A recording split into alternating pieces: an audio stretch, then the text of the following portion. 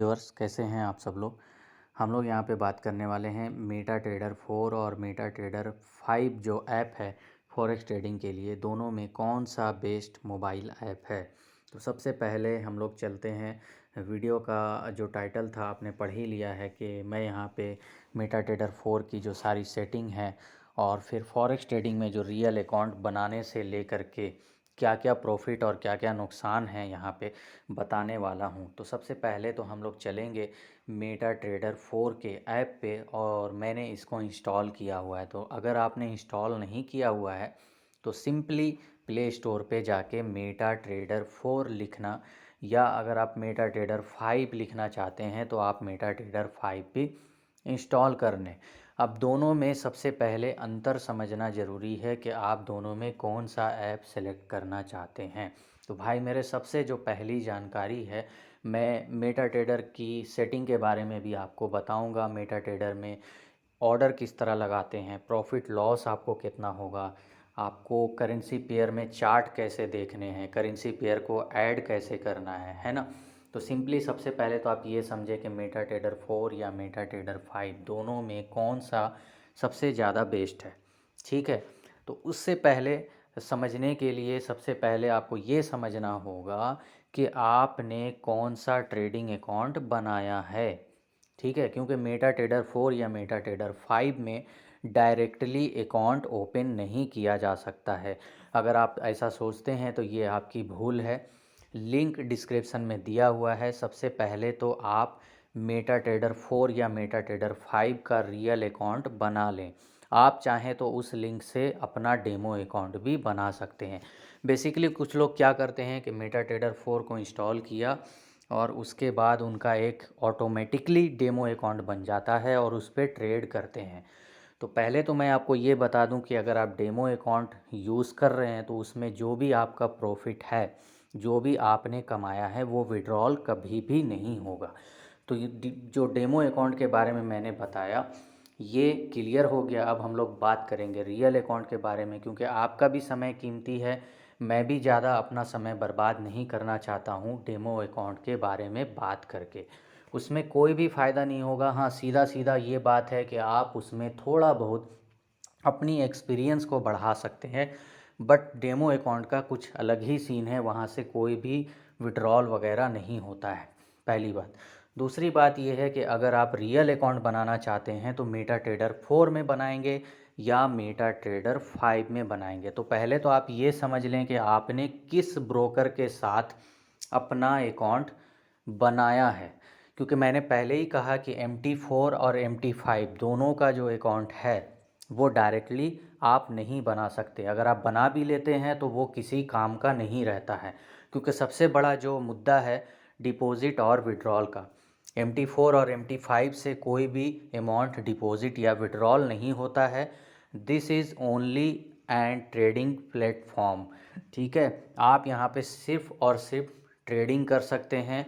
आप यहाँ पे पैसे को विड्रॉल नहीं कर सकते। विड्रॉल और डिपॉजिट के लिए अब आप बोलेंगे भाई जब यहाँ से पैसे विड्रॉल ही नहीं कर सकते हैं तो फिर मैं काम क्यों करूँ। तो सिंपल सी बात है भाई, ये एक प्लेटफॉर्म है। जो ट्रेडिंग करवाते हैं ब्रोकर हमारे, वही आपको डिपॉजिट और विड्रॉल देंगे, है ना। उसका कोई चार्जेस नहीं लगता है। कुछ लोग डर जाते हैं ब्रोकर का नाम सुन के कि भाई डिपॉजिट और विड्रॉल का चार्जेस लगेगा। आपको कोई चार्जेस नहीं लगता। हाँ, कुछ ऐसे ब्रोकर हैं जो लेते होंगे, बट मैं जो ब्रोकर यूज़ कर रहा हूँ उसमें डिपॉजिट और विड्रॉल का कोई चार्जेस नहीं होता है और विथ इन मिनट आपका डिपॉजिट हो जाता है। वीडियो पहले से अपलोड है हमारा, आप जाके देख सकते हैं, लिंक डिस्क्रिप्शन में दिया हुआ है, और आप अपना रियल अकाउंट भी बना लें। अब आपको फ़ायदे क्या क्या मिलेंगे।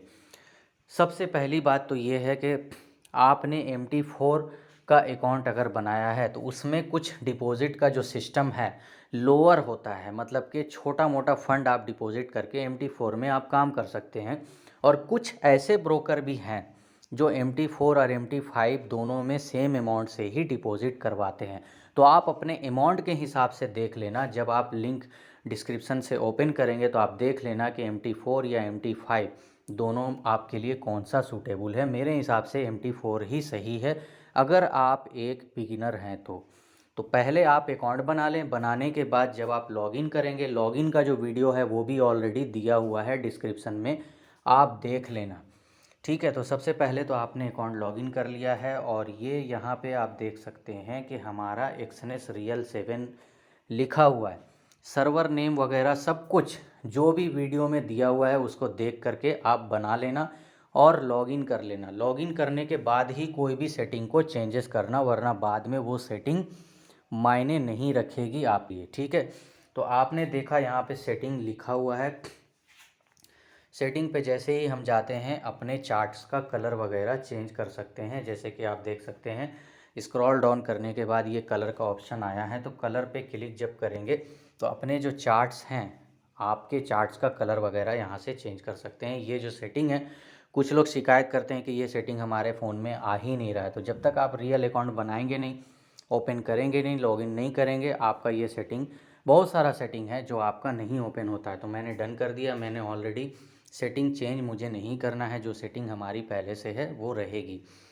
अब ये जो सेटिंग है मैंने कहाँ से लाया था, इस वाले ऑप्शन पे जाके सेटिंग वाले ऑप्शन पे गया था, तब वो सेटिंग आया था। अब क्या करना है, सबसे जो ज़रूरी चीज़ है, ऑर्डर लगाने के बारे में बहुत लोगों को दिक्कत आती है, तो वो भी इस वीडियो में क्लियर करने वाला हूँ। बट वीडियो को स्किप मत कीजिएगा, वीडियो बहुत मुश्किल से बनाई जाती हैं।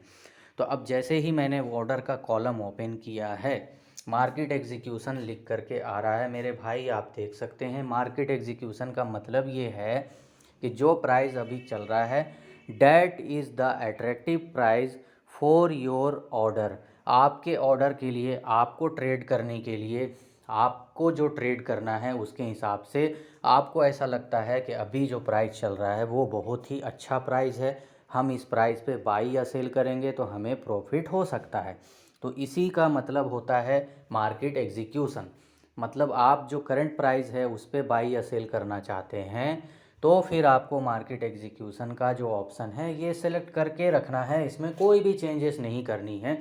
अब इसके बाद आप एक चीज़ देखेंगे, यहाँ पे प्राइस इंटर करने का कोई भी कॉलम नहीं है, बट जो नीचे में है ये जो कॉलम है ये आपका स्टॉप लॉस लगाने का है।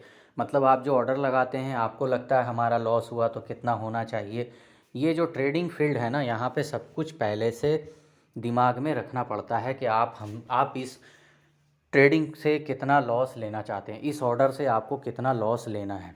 ठीक है, ऐसा नहीं होता कि यहाँ पे सिर्फ प्रॉफिट ही होता है। अगर कोई बंदा बोलता है कि मुझे सिर्फ प्रॉफिट होता है तो वो बंदा सबसे बड़ा झूठा है, तो किसी के बातों में मत आना।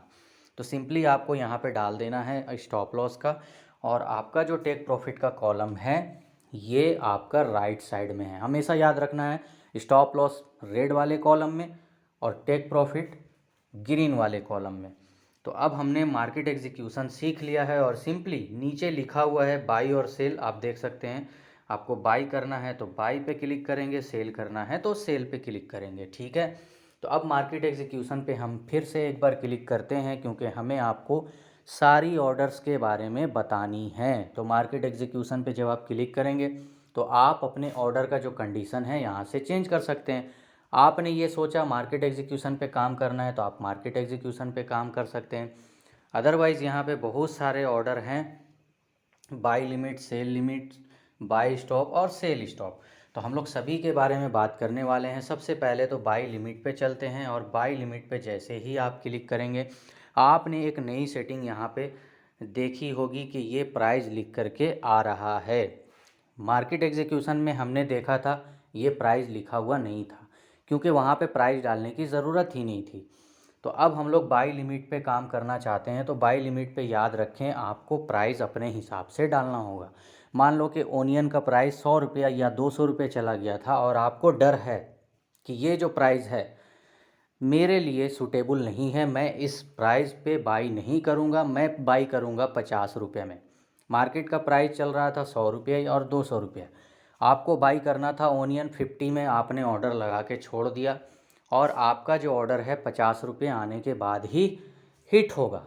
तो जब अगर प्राइस 50 रुपये नहीं आता है तो आपका ऑर्डर हिट नहीं होगा, इसको कुछ लोग पेंडिंग ऑर्डर भी कहते हैं। तो प्राइस आपको यहाँ पे अपने हिसाब से डालना। मैं ओनियन बाई करने के लिए नहीं बोल रहा हूँ, ऐसा ना समझें आप लोग।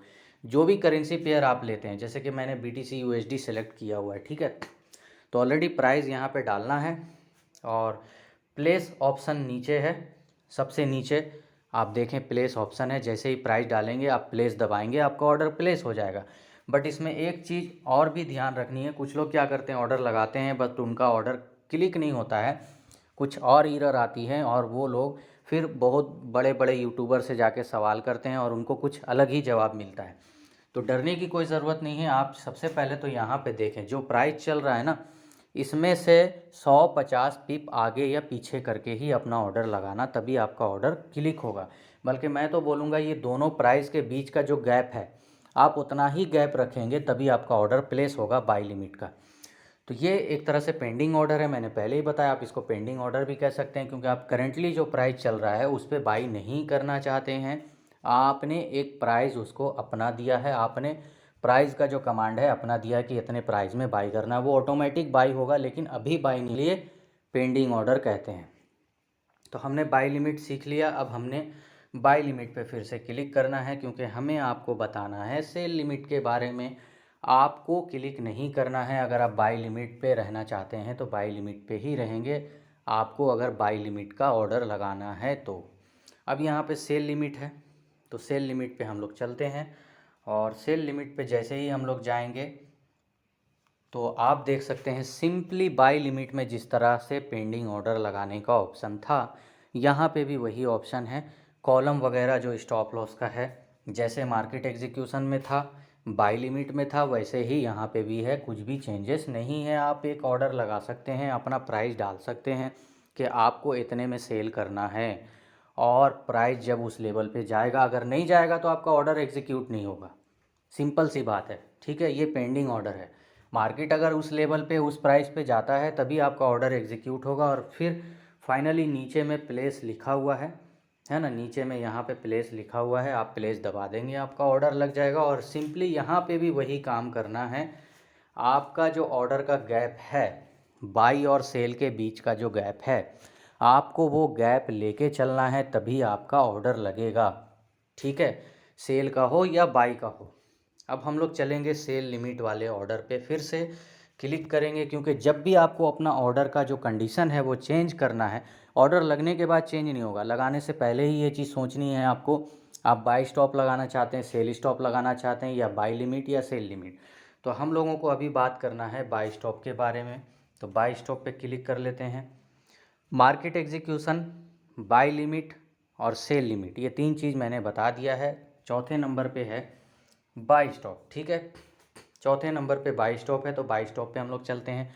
मान लीजिए कि ओनियन का रेट 50 रुपये था और आपको ऐसा लगता था कि जब ओनियन का रेट 100 रुपये जाएगा तो वहाँ से फिर रेगुलर ऊपर जाएगा और वो 200 रुपये तक जाएगा।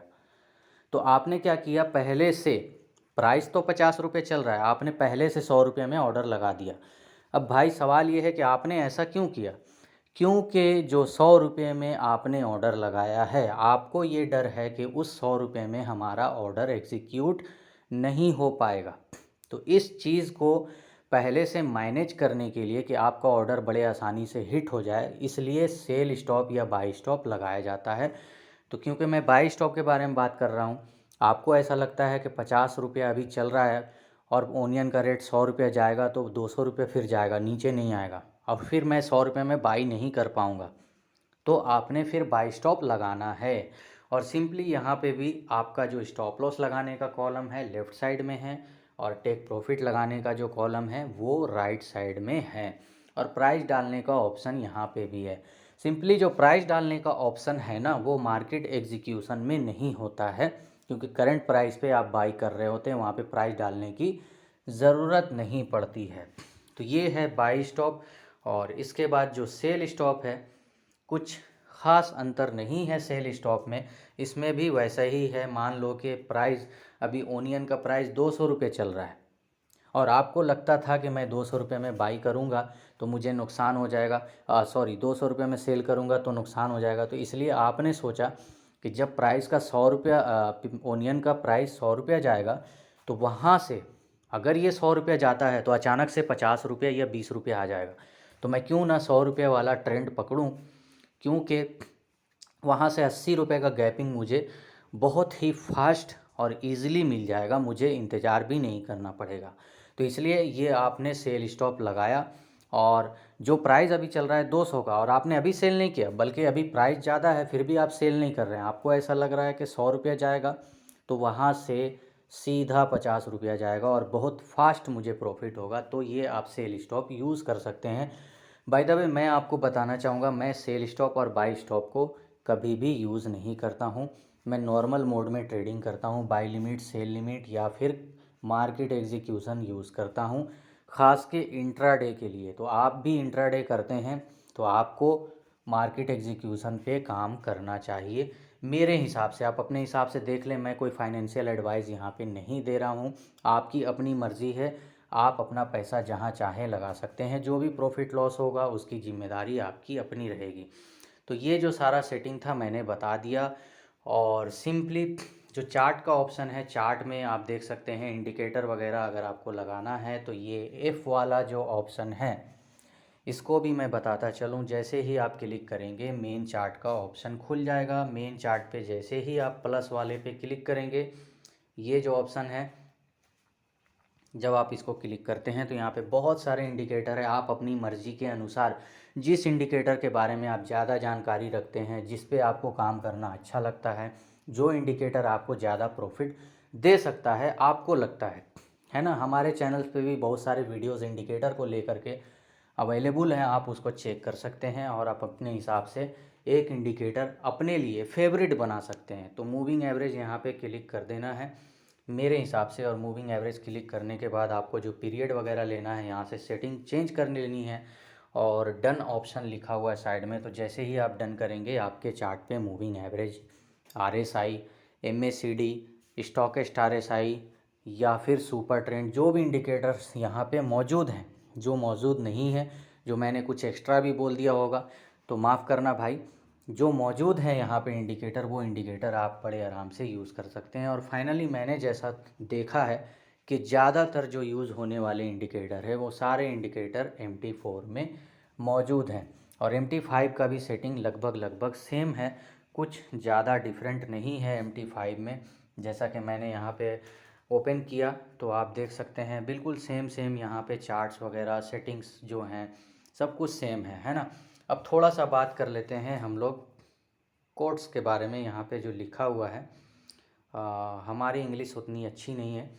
ये जो ऑप्शन है, ये वाला जो ऑप्शन है फर्स्ट नंबर पे, इसको जैसे ही आप क्लिक करते हैं यहाँ पे बहुत सारे पेयर हैं। तो पेयर के बारे में बहुत सारे लोगों को दुविधा है कि कौन से पेयर में काम करें। भाई मेरे, बहुत सारे लोग बहुत जल्द पैसा बनाना चाहते हैं तो वो उल्टे सीधे पेयर में ट्रेड करते हैं और फिर बाद में शिकायत करते हैं कि बहुत ज़्यादा स्प्रेड लग गया सर, मैंने इसमें ट्रेड किया था, मुझे इतना ज़्यादा स्प्रेड लग गया, मेरा सारा पैसा चला गया। वैसा नहीं होना चाहिए। सबसे पहले आप ये समझो, छोटे भाई बड़े भाई जो भी हो, मैं किस पेयर में ट्रेड करूँगा ये पहले आपको डिसाइड करना है। तो सबसे पहला जो ऑप्शन है आप देख सकते हैं, मैंने ऐड किया हुआ यूरो USD। तो मैंने MT5 में सेटिंग वगैरह बहुत अच्छे से नहीं की हुई है। बाय द वे मैं आपको बता देता हूँ कि जो सबसे ज़्यादा वॉल्यूम वाला पेयर होता है ना, आप उस पर ट्रेड करो, आपको स्प्रेड भी कम लगेगा। चाहे किसी भी ब्रोकर में करो, आप अपने हिसाब से ब्रोकर सेलेक्ट कर लेना।